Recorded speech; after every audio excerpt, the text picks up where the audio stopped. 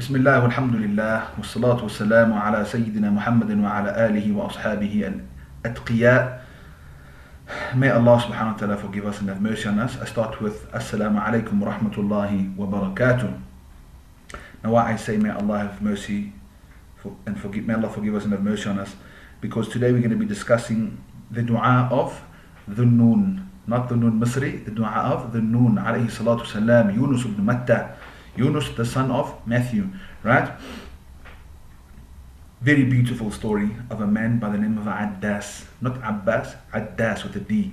So when Rasulullah sallallahu alaihi wasallam came back from Ta'if, after having conveyed the message of Islam to the chiefs of Ta'if, and they refused to accept it, and they chased him out of Ta'if, and they got the children and all the riffraff of society to throw stones at him, etc., etc. He ran into a garden that belonged to two young men of the Quraysh, right? And they were on the front line. They were the champions who faced the Sahaba radiallahu anhum in the initial battle that took place. You know, when they got the two champions on either side to spar with one another before the actual war breaks out and the two armies clash. We don't know, or we can't understand this, because we don't live in a society like that. Our warfare in today is just plain guerrilla warfare, right? But in those days it was your camp on this side, my camp on that side. We line our armies up, and when it's time to go, we clash in the middle of the field. End of the fight, everybody goes back to their camp. At night you go and you look for the dead from your army, and you take them back to your camp, and the battlefield is clean for tomorrow morning's next clash. That's how it used to work. Anyway, so Rasulullah sallallahu alaihi wasallam goes and he seeks refuge with his slave Haritha, Zayd bin Haritha, in this garden that belonged to two youth of the Quraysh. And they were looking at him from afar, but they didn't want to go and involve themselves. And when he had now kind of sat down under a tree, they called their slave Addas, and they gave him a plate full of grapes, and they sent it to Rasulullah sallallahu alaihi wasallam. And when Addas came to Rasulullah sallallahu alaihi wasallam and presented the grapes, he asked him, "Where are you from?" He said, "No, I'm from Nineveh." So he says, "Oh, do you know Yunus ibn Matta?" So immediately antennas go up, flags go up, because why? How do you know Yunus ibn Matta? Because no Arab knew the story of Yunus ibn Matta. It wasn't a story that was known by the Mushrikeen of Makkah, or the Arabs in general of that region, because Yunus ibn Matta was from Iraq, from Nineveh, Nineveh, as it's called in the Old Testament. And he says, "He's my brother. I'm a Nabi, and he's a Nabi, and all the Anbiya are brothers." He was so infatuated, and he was so enthralled by what he's hearing, that, you know, he immediately fell in love with Rasulullah sallallahu alaihi wasallam. And why not? Ya Allah, may Allah subhanahu wa ta'ala through his grace and mercy, and in these trying times, bless us that we stay away from sin. Bless us with the opportunity to read abundant salawat on Rasulullah sallallahu alaihi wasallam, so that we can see him in our dreams. Ya Rabbil Alameen, Ya Allah, Ameen, Ya Rabbil Alameen. Anyway, so imagine you sitting in front of the greatest makhluk, the greatest being that Allah has created, the greatest of Allah's creation. In fact, the greatest thing the greatest being in existence after Allah subhanahu wa ta'ala. Addas just started kissing his feet and kissing his hands, and he accepted Islam. Think about how beautiful that is. This was all about Yunus ibn Matta. So Yunus ibn Matta's story is quite interesting, and I'll tell you why. Because he was sent to this nation, just about 100,000 plus odd people in Nineveh, and he had conveyed the message of Islam to them and given them excessive da'wah, and they were a nation that was prone to fighting, right? They were very an aggressive nation, and his task was to tell them to stop fighting and accept the commands of Allah subhanahu wa ta'ala. And when eventually they refused to listen to Yunus alayhi salatu salam, remember that coffee thing we spoke about from Yemen? Alhamdulillah. So when eventually he knew that they were not going to accept Islam, he did something that the other Anbiya alayhi salatu wasalam did not do, and that was, he used previous trends of all the other Anbiya alayhi salatu wasalam, that they would convey the message of Islam, the people would not accept the message of Islam. Then Allah would tell him to go and warn the people that they've got 3 days, and after that they're going to be wiped out. And the Nabi then takes the believers and he disappears to a safe place, and whoever didn't believe was destroyed. So he didn't wait for the command of Allah to go and tell them. He looked at past trends and he knew it was coming. So he went before Allah had instructed him, and he went and told them that you've got 3 days and the punishment of Allah is going to come and wipe you out. I'm gone. And he left. ذهب مغاضبا. Allah speaks about him leaving in anger. Because why? The people, he was so frustrated with the people that because they did not want to accept Islam. And this could also have been an anger that, for your own good I have tired myself to convey the message of truth to you and save you from the punishment, and you flung that back in my face. Now how am I فَكَيْفَ آسَى عَلَى قَوْمٍ كَافِرِينَ? How am I supposed to feel sad or bad about a nation that blatantly, willingly disbelieved in Allah and disobeyed Allah Jalla Jalaluhu, right? So he left. But because it was before the command of Allah subhanahu wa ta'ala, Allah subhanahu wa ta'ala reprimanded him quite sternly. So when he got into a boat and they're off into the middle of the ocean, a storm starts brewing and the waves are thrown upside down. Interestingly enough, around the same time, the rain clouds are gathering, and the people of Nineveh, they see this and they think, that's it, Yunus was telling the truth all along, we're going to be destroyed. They called all the women and children, old people, young people, everyone, dress in your old clothes, take your animals out, run into the mountains and cry to Allah and ask Him for forgiveness. Yunus A.S. is at sea, and this storm erupts and the boat starts shaking. Now they're overloaded, right? Thinking about overloaded boats, may Allah have mercy on our brothers and sisters who are refugees and who have to resort to overloaded, crowded boats to get to safety and sanctuary. May Allah subhanahu wa ta'ala protect them and bless them and have mercy on them. Ya Allah, Ya Rabbil Alameen. I think this coronavirus has opened everybody else's eyes to see that, if you want to run away and people don't want to give you that gap, how you feel. Allahu Akbar. Allahu Akbar. May Allah keep us all safe. May Allah subhanahu wa ta'ala bless us. May Allah protect us. Ya Rabbil Alameen. May Allah protect us. Ya Rabbil Alameen. So they overloaded on the boat and they start drawing lots as to what's going to happen, who's going to be thrown over, because we can't, somebody's got to go. And each time Yunus A.S. name comes out, and they're like, no, we can't throw such a righteous person overboard, because they could see from him that he's a good person, a righteous person, And each time his name comes out, and Yunus says, you know what? I think this is from Allah subhanahu wa ta'ala, and he jumps overboard, or they throw him overboard. Whatever the case is, he's now, imagine, stormy ocean, you're sinking into the sea. Allahu Akbar wa lillahi alhamd. Not only that, a whale swallows you. Allah knows what kind of a whale it was. Allahu Akbar wa lillahi alhamd. Now imagine this. Storm above the sea. Stormy oceans. You're in the middle of the sea. You are sucked into the stomach of a whale. It's dark there too. Layer upon layer upon layer of darkness. What did Yunus A.S. do in his confinement period? Yunus A.S. immediately reflected, and what did he say to Allah subhanahu wa ta'ala? He acknowledged that it's me. I should have waited for Allah's command. So it's not a sin.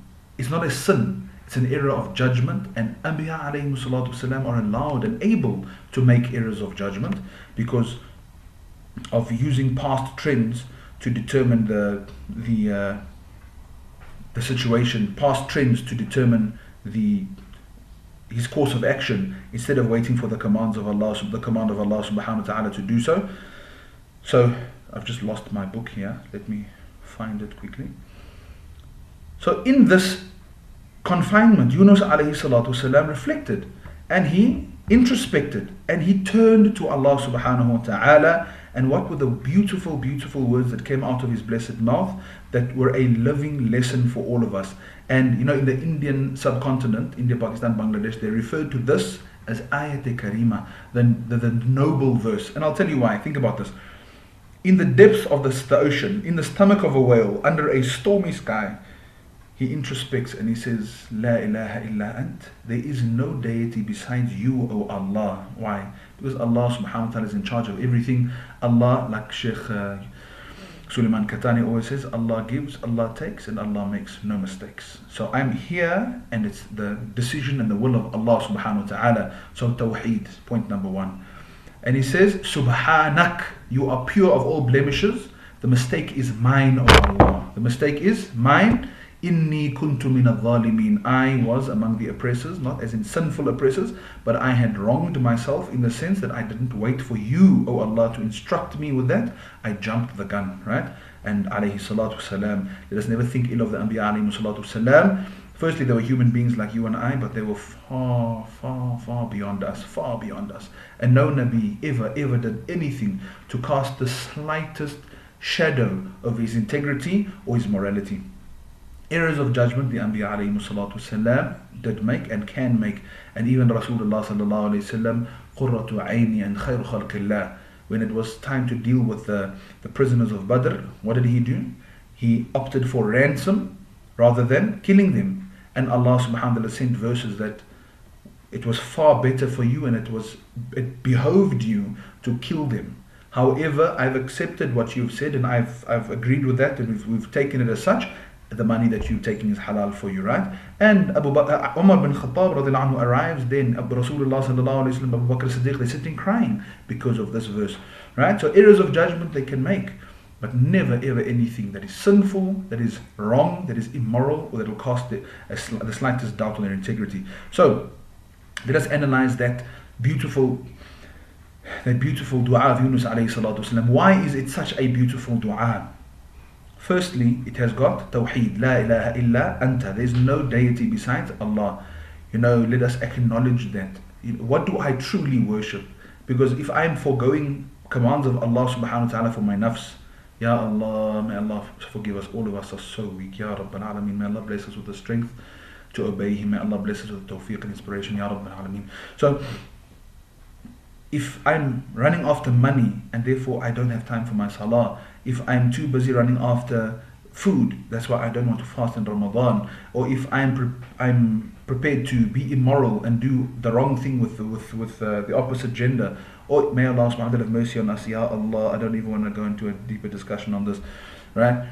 Then, am I truly worshipping Allah subhanahu wa ta'ala? Am I worshipping my nafs? It's called hedonism. Hedonism is when you worship your nafs. In Urdu they say nafs parasti.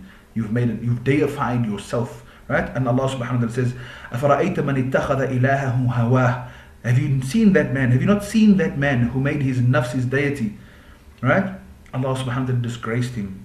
Allah disgraced him despite him being a very learned, knowledgeable person. So firstly is Tawheed. Let us get back into our relationship with Allah subhanahu wa ta'ala. Subhanak, tasbih of Allah subhanahu wa ta'ala. Allah subhanahu wa ta'ala is pure, acknowledging the greatness, the grandeur, the splendor of Allah subhanahu wa ta'ala. And Imam Shafi'i rahimahullah ta'ala speaks about this verse, not the specific verse, about this incident, the story, that tasbih is the greatest weapon that a believer has to dispel difficulties. Because why? فَلَوْلَا أَنْ كَانَ مِنَ الْمُسَبِّحِينَ لَلَبِثَ فِي بَطْنِهِ إِلَى يَوْمِ الدِّينِ. Right? That had Yunus alayhi salatu wasalam not engaged in tasbih, he would have stayed in the stomach of the whale until the day of Qiyamah. Right? So tasbih. Then inni kuntu min al-zalimin. Again, we acknowledge the grandeur of and the greatness of Allah subhanahu wa ta'ala, the perfection of Allah subhanahu wa ta'ala, and acknowledge our own weakness. Acknowledge the fact that we are prone to mistakes. We're prone to. And Allah subhanahu wa ta'ala, Allahu Akbar, in a hadith Qudsi said that if you didn't want to sin and you didn't ask me for forgiveness, I would have destroyed the entire mankind and created a nation, created a creation who would sin and then seek forgiveness so that I could forgive them, because I love to forgive. So let us do what Yunus alayhi salatu wasalam did. Let us take this opportunity, right? And let us turn to Allah subhanahu wa ta'ala, engage in this tasbih, read this tasbih. The ulama are encouraging us to read this, Hasbunallahu wa ni'mal wakeel, La ilaha illa anta subhanaka inni kuntu min al-zalimin, and Rabbana zalamna anfusana, all these beautiful du'as of these three great Anbiya alayhi salatu wasalam. And the benefit of this dua of Yunus alayhi salam, you know it's going to get answered. Must I tell you how? Allah immediately says, فَاسْتَجَبْنَا لَهُ وَنَجَّيْنَاهُ مِنَ الْغَمِّ. We answered him and we saved him from his despair. We saved him from his distress. We alleviated his problem. So let us engage in this dua. Make a wird of it daily, inshaAllah. And then we make dua to Allah subhanahu wa ta'ala thereafter. And Allah subhanahu wa ta'ala is so kind and so merciful. If I ask this question always. Why did Allah subhanahu wa ta'ala reveal these du'as in the Quran for us in the first place? It's because He wanted us to make them and He wanted to answer them, right? So let us make these du'as and let us truly have that hope that Allah subhanahu wa ta'ala will answer it, because Allah subhanahu wa ta'ala taught it in the Quran. And when we make du'a, say to Allah, Ya Allah, you have taught us this du'a in the Quran, and I am making this du'a that you have taught us in the Quran. And in the Quran you have said, أجيب دعوة الداعي إذا دعان. I answer the call of the one who makes dua when he makes dua. When we call unto Allah, He answers, right? So we turn to Allah subhanahu wa ta'ala in these trying times with the du'as that He taught us from these great Anbiya alayhimu salatu wassalam, and we pray that Allah alleviates our difficulties, and not only for ourselves, for everybody. And then just to conclude, let us increase our istighfar. There's a very beautiful istighfar which we will discuss in the ensuing videos, inshallah. Let us engage in a lot of dua, engage in a lot of istighfar, and a lot of salawat on Rasulullah sallallahu alaihi wasallam. Remember, there's a hadith that says, if a person makes abundant istighfar, جعل الله له من كل ضيق مخرجا ومن كل هم فرجا, أو كما قال عليه الصلاة والسلام. Allah subhanahu wa ta'ala will make a way out of every difficulty from him, and Allah subhanahu wa ta'ala will open up a way out of every distress for him. So may Allah subhanahu wa ta'ala bless us with this. May Allah subhanahu wa ta'ala accept all our ibadah, and may Allah subhanahu wa ta'ala give us the tawfiq. We will discuss inshallah in the next videos what we can do to capitalize on the opportunity that we now have to be, so to speak, in i'tikaf at home, and that we can maximize our time and we can take full advantage of it. Jazakumullahu khaira. Subhanaka Allahumma bihamdika ashhadu an la ilaha illa anta astaghfiruka wa atubu ilayk. Again, whatever I have said that is correct is from Allah subhanahu wa ta'ala and the barakah of our ustads, our mashayikh, our Rasul sallallahu alayhi wasallam. And whatever I have said that is wrong is from myself and my nafs and shaitan, and Allah and His Rasul are completely absolved of all of it.